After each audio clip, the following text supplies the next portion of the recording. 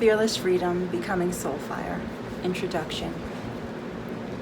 When I first signed the contract with the publishing company in January of 2015, I inquired how long it usually takes someone to get a manuscript to them. Do people take a year? I asked jokingly. That's crazy, not me, I said. I will get it to you in a month. It's already written, I just need to organize it. My initial idea was to gather the blogs I had already written over the last 8 years and compile them into a book. As I started arranging them, the thought entered my mind that I should include more of my personal story. I began writing, still with the intention of keeping it a short story blog with more emphasis on yoga and meditation. However, God and the universe had different plans.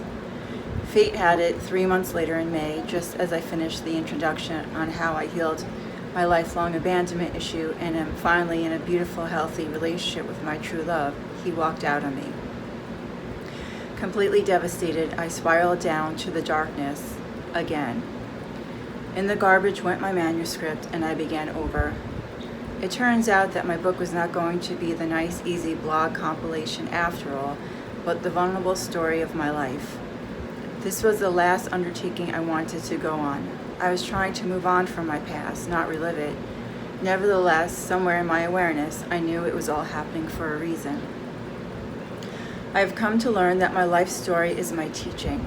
My experiences of abandonment from birth until now have had a powerful purpose: to show others that it is possible, no matter what circumstances you come into the world with, to rise out of it, find your wings, and soar.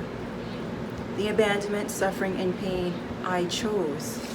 I chose it, however, not to wallow in it, but to experience it, transform it, and be a light for others.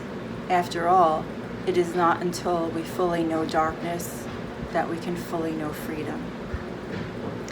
After working with different editors, although they were helpful in one regard, I felt like my voice was being diluted and my message disappearing.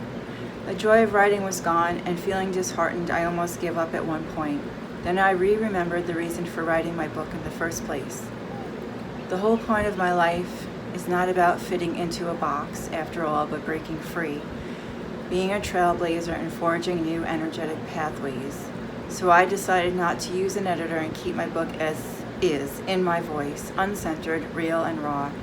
In allowing myself to write my story without worrying about correct parameters or trying to conform, I found the fluidity, freedom, and truth of my soul song. I wrote for me, from the trueness of my heart. When I started this journey, I had no idea how powerful and cathartic it would be. The month turned into nearly 2 years as I journeyed into the center of my sorrow and my deepest pain. I had to walk away from writing numerous times as the past became alive again, along with the feelings I was trying to avoid. Tears are transformation, though. The process of writing my life story healed me as I watched my sorrow turn into joy and my life transform. If no one reads my book, that in itself was worth it. Although I finished writing my life story, a creative portal was open for me, and I continued to receive inspired messages and continue to write. The quote I have taped on my laptop from a fortune cookie, which I need constant reminder of, is 4 basic premises of writing: clarity, brevity, simplicity, and humanity. I divided the manuscript into 2 books since there was so much, hence this is book 1. Book 2 will be released shortly, and I've come to learn there will be book 3. This book is multidimensional. I share my past, but from my soul's understanding and awakening now. Part of the book is present moment realizations as I'm writing, and part of the book is told verbatim in a journal format. I've included poems, parables, prayers, quotes, and excerpts from my favorite authors' books for inspiration as well. I found that people respond to metaphors as a way of learning. Maybe it's because it bypasses the logical left side of the brain and goes into the intuitive right side of the brain and down into the knowing heart. The wisdom teachings of my soul, which you may recognize, are underlined and woven throughout the book. My story is not about the suffering or staying stuck in the human drama, rather transcending it and coming home to the freedom, love, and peace that we already are. It's not about fighting the darkness anymore. It's about simply choosing the light. As a little girl, I questioned what life was really about, thinking, was this all there was to it? You are born, barely get by, work hard, sacrifice your dreams, retire, age, suffer, and then die? I questioned all the needless suffering in the world. How one person, for example, could make millions of dollars to play a game with a ball for entertainment, while thousands of innocent babies and children died every day from starvation. I didn't understand religion or God. What I was taught didn't make sense to me. I was born a seeker of truth, and in my awakening I found it.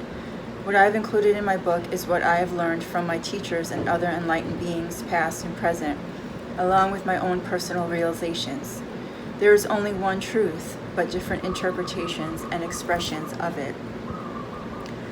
Socrates said, learning is remembering. Universal truth and knowledge is not something that someone just now created. It always has been there waiting for us to uncover it.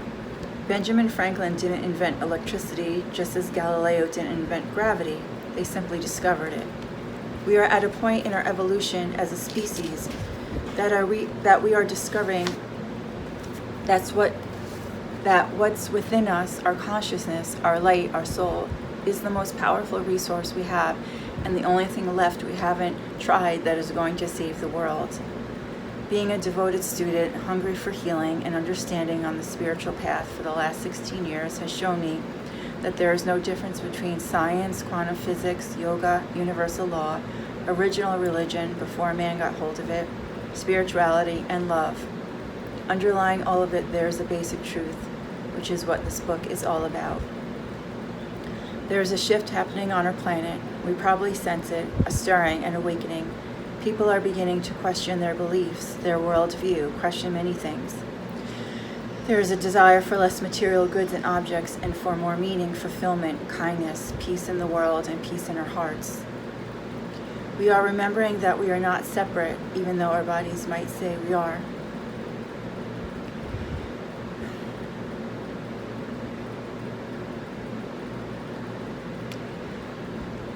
That the countries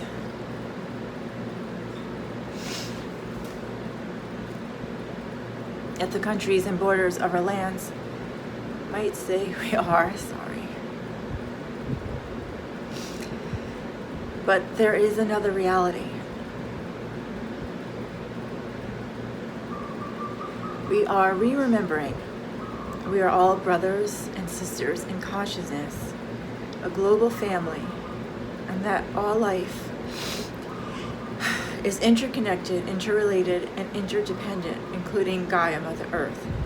The divine truth is that we are one spirit, many forms. It's time to wake up and work together. It is time to be our brothers and sisters' keeper. I honor all people wherever they are in their journey, as we are all on different phases of our spiritual unfoldment.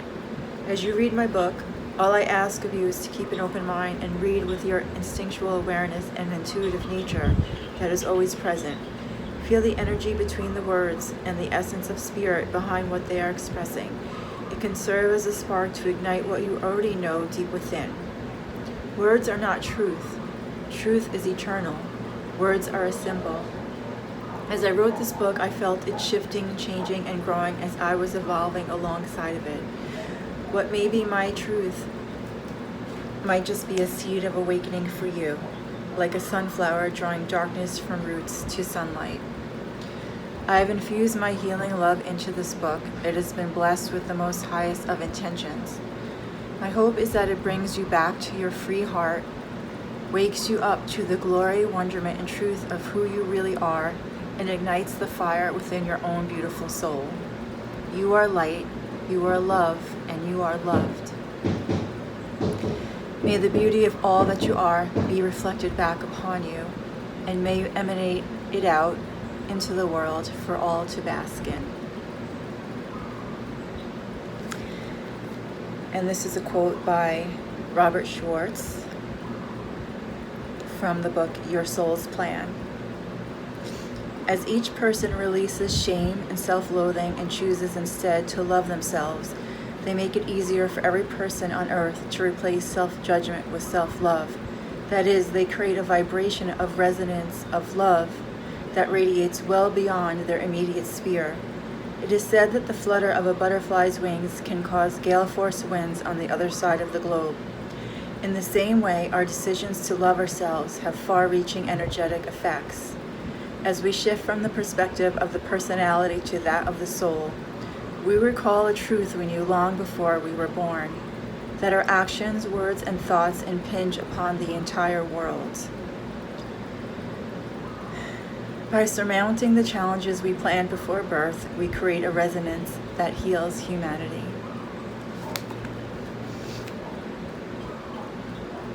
Namaste.